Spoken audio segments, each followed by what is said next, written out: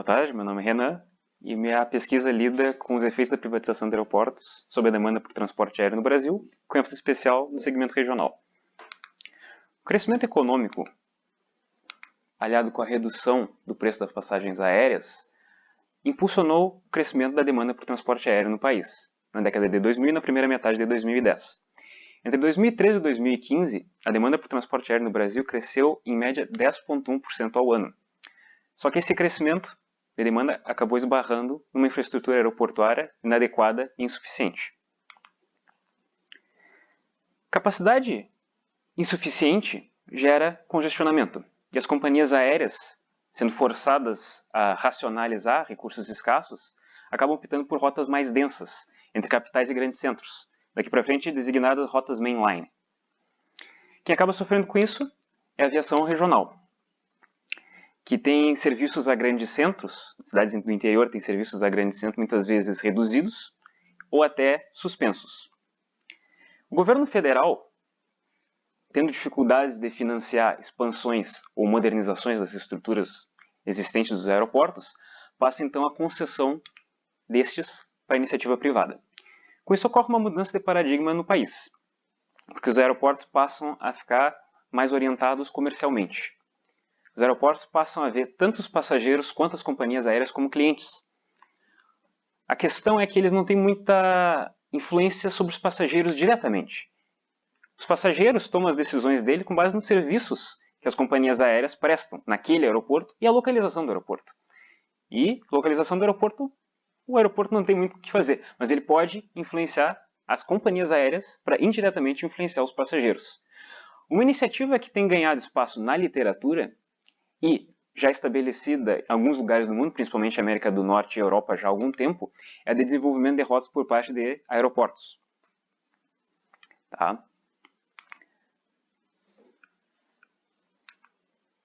Um estudo de Halpern e Graham com aeroportos ao redor do mundo sugeriu que mais da metade dos aeroportos possuem equipes de desenvolvimento de rotas, que apresentam projetos das companhias aéreas, mostrando a existência de demanda e estrutura existente e suficiente dos aeroportos. Nos aeroportos privados, esse número chega a 86%. Tá? Um exemplo disso no Brasil é o aeroporto de Guarulhos, que em fevereiro de 2019 chegou a ganhar um prêmio por parte das companhias aéreas, ou seja, quem está ganhando ou perdendo dinheiro com essa história, pelo serviço prestado de desenvolvimento, que é o prêmio Roots, feito para todas as companhias, para todos os aeroportos das Américas, do Sul, Central e do Norte. Estudos relacionados aos efeitos da privatização de aeroportos no Brasil, em especial na demanda, foram feitos. Em especial a gente chama atenção para Rolim Bettini Oliveira e Bettini Oliveira 2016, que encontraram resultados positivos da privatização sobre a demanda. Esses estudos consideraram o período entre 2002 e 2013, que acabou englobando só a segunda rodada de concessões, que consistia dos aeroportos de Guarulhos, Viracopos e Brasília. Com isso, eles não conseguiram capturar efeitos de longo prazo da privatização, nem fizeram distinção entre os segmentos. Poderia ter havido resultados diferentes no segmento mainline ou no segmento regional. Com base nisso, a nossa pergunta de pesquisa é: quais foram os efeitos da privatização de aeroportos sobre a demanda por transporte aéreo, tentando capturar efeitos de longo prazo, e quão diferentes foram esses efeitos nos segmentos regional e mainline? A nossa contribuição se dá pelo melhor entendimento do funcionamento desses mercados e quão diferentes são suas respostas a diferentes estímulos. Também, o tópico relacionado ao estudo dos efeitos de privatização não é muito explorado na literatura. Então, nosso trabalho ele acaba contribuindo para esse escasso número de estudos. Partindo então para a revisão da literatura, a respeito da privatização de aeroportos, estudos de ON 2006 e ON 2008, ON e outros, considerando aeroportos do mundo, eles obtêm o resultado de que aeroportos privatizados tendem a ser mais eficientes que aeroportos públicos ou mistos. Scott, que considera aeroportos especificamente na Itália, encontra o resultado oposto, aeroportos públicos sendo mais eficientes. Zhang, num estudo teórico, considera o momento de investimentos em expansão de capacidade, feito por aeroportos públicos, privados ou mistos. Ele encontra que aeroportos privados tendem a fazer investimentos em períodos posteriores do que aeroportos públicos, o que tornaria eles subótimos do ponto de vista social. E outros, 2006, encontram que aeroportos privados tendem a ser mais rentáveis que aeroportos públicos. Eles obtêm maior lucro operacional e uma maior parcela de lucro advindo de receitas não aeronáuticas. E por fim, estudos do Brasil, Rolim, Bettini Oliveira e Bettini Oliveira, encontram que a privatização de aeroportos tem um efeito positivo sobre a demanda. A respeito da aviação regional, é um tema que é muito menos explorado na literatura, tem um número muito mais escasso de trabalhos.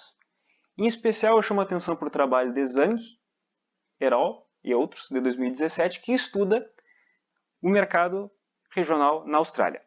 Eles encontram que a presença de companhias aéreas de grande porte LCCs tem um efeito de estímulo à demanda quando comparado com companhias aéreas de pequeno porte. Outro resultado que os autores chamam a atenção é que para esse segmento eles não obtiveram nenhum efeito vindo da frequência sobre o fomento da aviação, da demanda por aviação regional.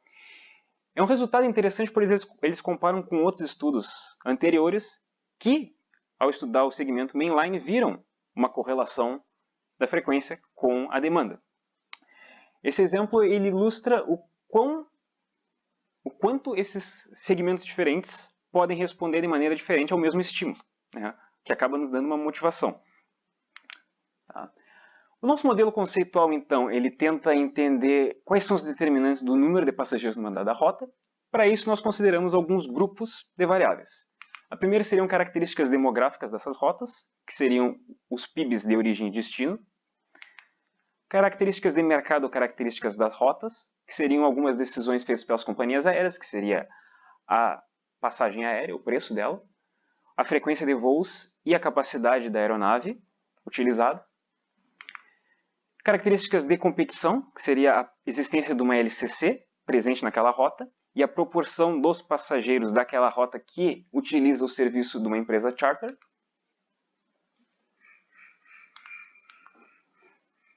E características dos aeroportos. E aí, nesse caso, nós consideramos se o aeroporto é privatizado ou não, qual o nível de congestionamento, número de conexões ou a conectividade e a existência de algum aeroporto secundário, né, que seria um substituto. Essa seria a nossa primeira especificação, que nós vamos considerar em 3 recortes, Brasil inteiro, rotas mainline e rotas regionais, mas nós também consideraremos uma segunda especificação, onde nós não consideramos a privatização como tendo um efeito direto na demanda, mas sim como tendo um efeito moderador na relação do congestionamento, da conectividade e da presença da LCCs no número de passageiros. Também feito em 3 recortes. Os dados utilizados são dados da indústria do transporte aéreo brasileiro, com fontes a ANAC, o IPEA e o IBGE, e o período considerado será de julho de 2010 a dezembro de 2018. Para ilustrar a diferença de continuidade dos serviços nesses dois segmentos, eu mostro esses dois gráficos. Esses gráficos eles têm as rotas nesses dois segmentos ordenadas das que tiveram menor número de observações da esquerda até as que tiveram maior número. Note que no segmento mainline, 41% das rotas possuem todas as observações do período, 100%, entre julho de 2010 até dezembro de 2018. Compare isso com 11% do segmento regional. Isso mostra que o segmento é muito mais volátil. A fim de controlar isso, nós consideramos apenas rotas com mais do que 100 passageiros por mês e com pelo menos 6 meses de operação, para considerar apenas as conexões mais perenes. No total, cerca de 54 mil observações são consideradas. Nesse gráfico, pode ser visto as distribuições de passageiros nesses dois segmentos e como são similares as suas distribuições. No entanto, as escalas são diferentes.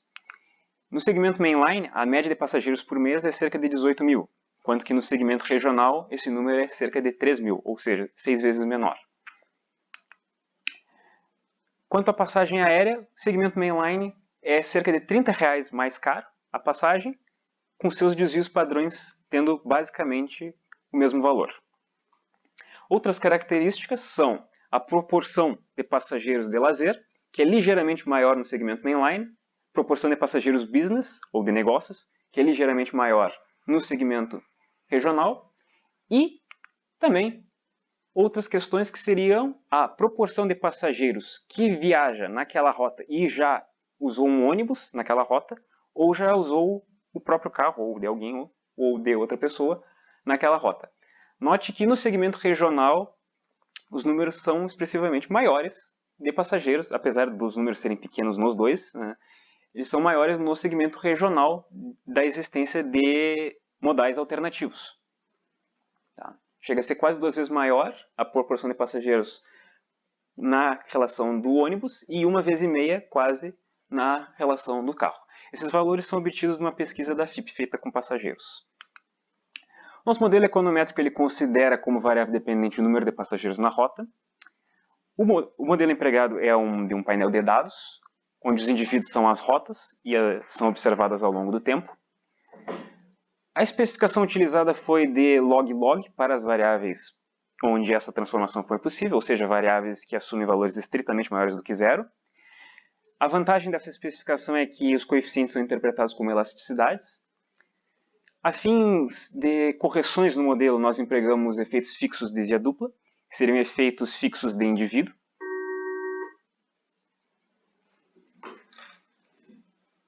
Que seriam efeitos constantes em um determinado indivíduo, mas variantes no tempo, como, por exemplo, o perfil da rota, sendo mais de passageiros de negócios ou de lazer, e efeitos fixos de tempo, que seriam constantes para todos os indivíduos, mas variantes no tempo, como, por exemplo, a implementação de alguma regulação ou taxa nova, ou alguma estratégia da companhia aérea a nível doméstico. Correções dos termos dos erros foram feitas a controle de heterocedaticidade e autocorrelação. Esta matriz mostra as correlações entre as variáveis das duas especificações que estamos considerando. Vamos dar ênfase aqui às maiores, as que obtiveram um valor em módulo maior que 0,75. Tá? Nota-se que as maiores correlações foram entre uma dada variável x e a mesma variável interagida com a variável de privatização. Note a alta correlação entre a variável de congestionamento e congestionamento interagido com a variável de privatização, tamanho da rede entre 45 e 69 conexões e a mesma interagida com a privatização, e redes maiores do que 70 conexões. Esse resultado é mais ou menos esperado, pois é basicamente a mesma variável num conjunto menor de dados, ela interagida com a variável de privatização. Outra correlação alta foi entre a privatização e a privatização interagida com a presença de LCCs, mas essas duas variáveis não aparecem no mesmo modelo, elas são de especificações diferentes.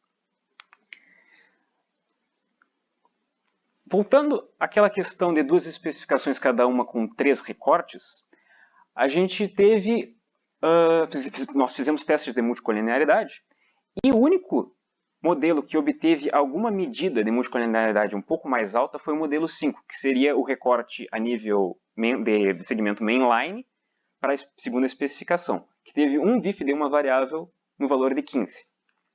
Woodridge, uma referência da área, prescreve um valor de VIF na ordem de 10, como sendo uma regra do polegar. Valores acima seriam valores onde o modelo, ou melhor, o pesquisador deveria estar preocupado com o problema de multicolinearidade no modelo dele. Mas, porém, Green usa um valor de 20. Então, nós ficamos numa área meio cinzenta, que mostra que algum cuidado deve ser utilizado na hora de interpretar os coeficientes, mas nada muito sério. Partindo então aos resultados, temos aqui então a tabela com todos os resultados. Mas, nos slides seguintes eu vou falar com um pouco mais de cuidado das variáveis uma a uma. Tá? Nota-se que os resultados das 3 últimas colunas são muito similares às 3 primeiras naquelas variáveis que não foram interagidas com a variável de privatização. Portanto, eu vou focar nos resultados das 3 últimas colunas. Tá? A respeito da variável de característica demográfica, que é o PIB das duas cidades, nota-se que o efeito foi muito similar nos dois recortes principais, que seria do segmento mainline e do segmento regional, com valor de 0,56 nos dois. Acerca de características do mercado ou da rota, nota-se que a elasticidade demanda-preço no segmento regional foi ligeiramente maior. Acreditamos que possa ser uma influência da existência de uma competição maior de modais alternativos. Note-se também que os coeficientes das variáveis de frequência de voos e tamanho da aeronave empregada são maiores no segmento regional quando comparado com o segmento mainline. Isso é indicativo que o mercado, nesse segmento específico, ainda não obteve maturidade. Isso indica um potencial de desenvolvimento ainda. A respeito das características de competição, a proporção de passageiros que voam por serviços charter ela é negativamente correlacionada com o número de passageiros regulares, o que é esperado. Quanto maior o número de passageiros voando no serviço charter, menor o número de passageiros voando de forma regular. Os resultados foram similares nos dois recortes principais. Tá? Acerca da existência de um substituto, que seria avaliada pela proporção de voos partindo de aeroportos primários, nota-se que quanto maior essa proporção de aeroportos primários, mais são fomentadas as demandas de passageiros nesses dois segmentos, com ela sendo mais do que 3 vezes, o efeito sendo 3 vezes maior, ou mais do que 3 vezes, no segmento mainline. Nesse slide, nota que voltamos para as 3 primeiras colunas, que são os resultados da variável de privatização, como se ela tivesse um efeito direto na demanda. Nota-se que pode ser visto um efeito positivo sobre a demanda, nos dois recortes, mas o segmento regional obteve um efeito 3 vezes maior do que o segmento mainline. Olhando os resultados mais atentamente, na nossa segunda especificação, com os efeitos indiretos da privatização, temos que o efeito low cost no segmento mainline não tem nenhuma mudança pós-privatização, mas ele tem uma redução, tem uma detração no segmento regional, quase cortado pela metade. Partindo para nossas variáveis principais, que retornam aos pontos feitos na nossa motivação, nos primeiros slides, temos que os efeitos da privatização no segmento mainline foram muito pouco expressivos. Não obtiveram tanta significância estatística quanto comparado com o segmento regional e nem os coeficientes foram muito altos. Então vamos focar no segmento regional. Temos que em aeroportos com pelo menos 45 conexões, os efeitos da privatização foram muito positivos, foram consideravelmente positivos para o segmento regional. Note que teve um efeito de 18% de crescimento da demanda para aeroportos entre 45 e 69 conexões e de cerca de 14% para aeroportos com mais do que 70. Os efeitos da privatização para reverter um efeito detrator do congestionamento nesse segmento também é chamado a atenção. Note que tinha um efeito detrator de menos 11% e a privatização conseguiu reverter esse valor. Então, com isso, nós fazemos nossas considerações finais. Nossas considerações são que a demanda por transporte regional ela tem maior elasticidade de preço do que a demanda no segmento mainline, o que pode ser descrito pela existência de uma maior competitividade com modais alternativos. É um mercado a ser desenvolvido pelos resultados, mostra-se um potencial de desenvolvimento existente ainda, e foi o segmento que obteve os maiores efeitos positivos, inclusive, da privatização.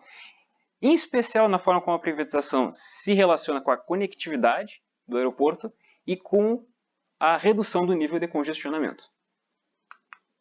Limitações seriam a endogeneidade de um número de variáveis, principalmente aquelas relacionadas a decisões das companhias aéreas, variável de preço, frequência de voos e tamanho da aeronave, e também a questão da seleção amostral, pois os aeroportos privados não foram escolhidos ao acaso, existiu critérios para essa seleção e esses critérios deveriam ser levados em conta.